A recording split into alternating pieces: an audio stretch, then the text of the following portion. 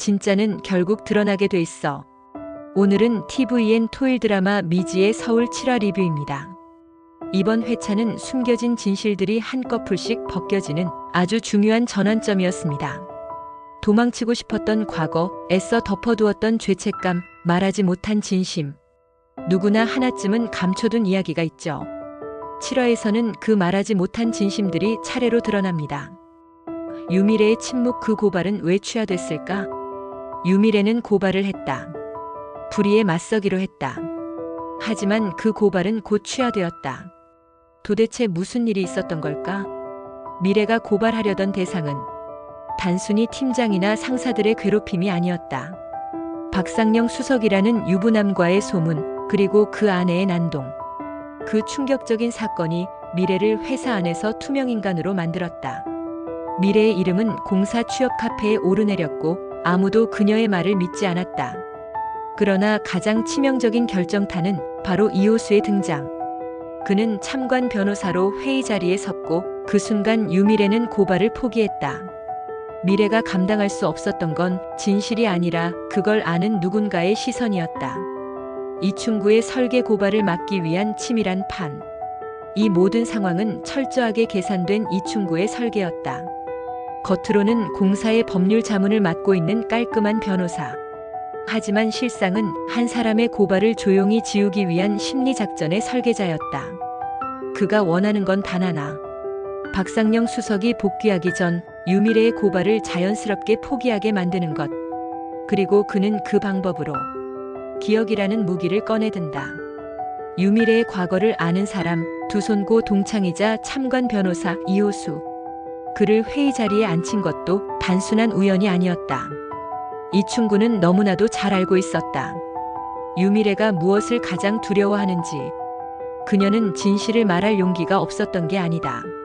진실을 아는 누군가와 눈을 마주치는 것이 두려웠던 것. 이호수가 그 자리에 앉는 순간 미래는 스스로 입을 닫을 수밖에 없었다. 과거가 되살아나는 순간 그녀는 고발 대신 침묵을 선택했다. 이건 법정 싸움이 아니었다. 정교하게 설계된 감정 조작이자 심리전이었다. 미래는 싸우기 위해 그 자리에 앉았지만 결국 자신과의 싸움에서 무너진 셈이었다. 그녀의 입에서 나온 단 한마디. 그 고발 취하하겠습니다. 이충구는 한마디 말 없이 의자에 앉은 채 조용히 승리의 미소를 지었을지도 모른다. 이 장면은 말해준다. 사람을 무너뜨리는 건 진실이 아니라 기억이라는 것을. 김노사와 현상월 충격적인 정체의 연결. 이충구는 또 다른 진실에 다가간다. 바로 김노사라는 인물의 정체. 그녀는 단순한 시인이 아니었다. 오히려 과거 남편을 죽인 피의자 현상월이라는 사실이 드러난다. 놀랍게도 진짜 김노사의 남편을 죽인 장본인이 지금 김노사로 살아가고 있는 셈. 그리고 더 충격적인 건 김노사는 그 당시 자신을 감옥에 보낼 수 있는 진술을 하지 않고 오히려 가명을 도와주는 진술을 자청했다는 것. 이해되지 않는 선택. 왜 피해자가 가해자를 용서했을까? 진심일까? 연민일까? 혹은 그보다 더 큰 사연이 숨어 있는 건 아닐까? 그리고 그녀에게 있다는 아들의 존재까지. 또 다른 이야기의 씨앗이 심어진다. 유미래와 한세진 두 사람의 밤, 서로의 상처. 미래는 혼란스러웠다. 회사에서는 고발이 무산되고 마음은 계속 뒷걸음질 쳤다. 그런 그녀를 한세진은 따뜻하게 안아준다. 세진은 말했다. 자신은 원래 이한 자산운용 CEO였고 수천억을 굴리던 투자 전문가였다고. 하지만 지금은 딸기 농장에서 묵묵히 일하고 있다. 그 이유는 단 하나. 할아버지가 쓰러져 전화를 걸었을 때 그 전화를 받지 않았다는 죄책감 때문이었다. 내가 그 전화를 받았더라면. 그 생각만 계속 반복되는 살. 그래서 도망치듯 두솔리로 내려온 거라고. 유미래는 그 말에 처음으로 남들도 나처럼 무너질 수 있구나라는 걸 알게 된다. 그녀는 세진의 말에 눈물이 났다. 그 눈물은 단순한 감동이 아니라 치유의 시작이었다. 김노사 현상월의 시. 미지의 서울 7화 후반. 김노사의 시 속에서 그녀가 상월이라는 이름을 썼던 과거가 드러난다. 이충구는 김노사의 식당을 뒤지다. 젊은 시절의 사진을 발견하고 그 안에서 진짜 김로사가 아닌 현상월의 흔적을 포착한다. 그녀는 지금도 시를 쓴다. 그러나 그 시는 더 이상 사람을 위한 게 아니었다. 자신의 속죄와 기억을 위한 글이었다. 그녀의 정체가 드러나면 공사 신사옥 사업도 흔들릴 수 있다. 이충구는 이 비밀을 쥐고 한 수 더 큰 판을 준비한다. 박지훈, 그리고 무너지는 감정. 이번 회차에서 가장 미세하게, 하지만 가장 아프게 균열이 간 인물. 바로 박지훈이었다. 처음에는 단순했다. 호수는 변호사였고 묵묵하게 책임지는 모습이 멋져 보였던 것.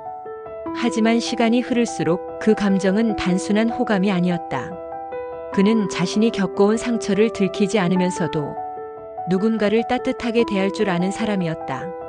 지우는 말했다. 그 사람은 알면 알수록 진국이야. 하지만 그 고백은 단지 호수에 대한 감탄만은 아니었다. 그녀는 자신이 늘 유미래의 그림자 속에 있었다는 걸 자각하고 있었다.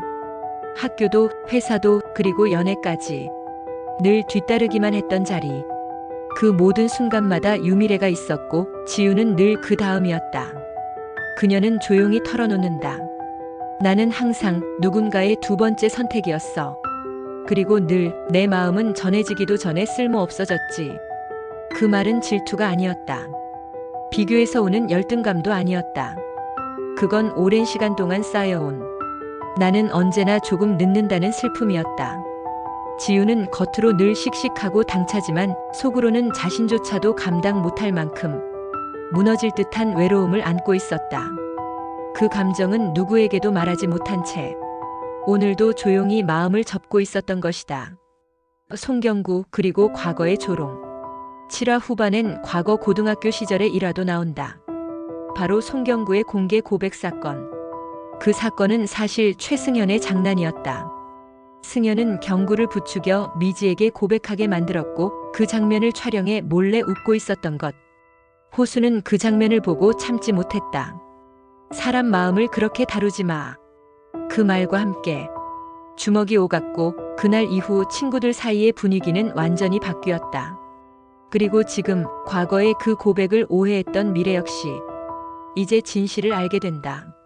미지와 경구는 사귀지 않았고 그저 친구로 지내고 있었던 것. 진짜와 마주하는 용기.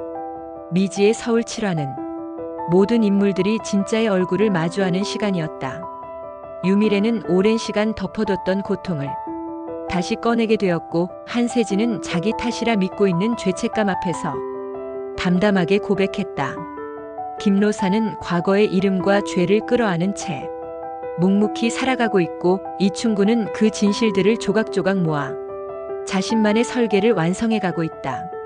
그리고 호수는 여전히 말없이 따뜻하게 미지를 바라보고 있다. 진짜가 되기 위해 필요한 건 진실을 마주할 수 있는 용기다. 우리는 지금 그 용기를 내고 있는 사람들의 이야기 속에 있습니다. 미지의 서울, 다음 화도 함께 지켜봐요.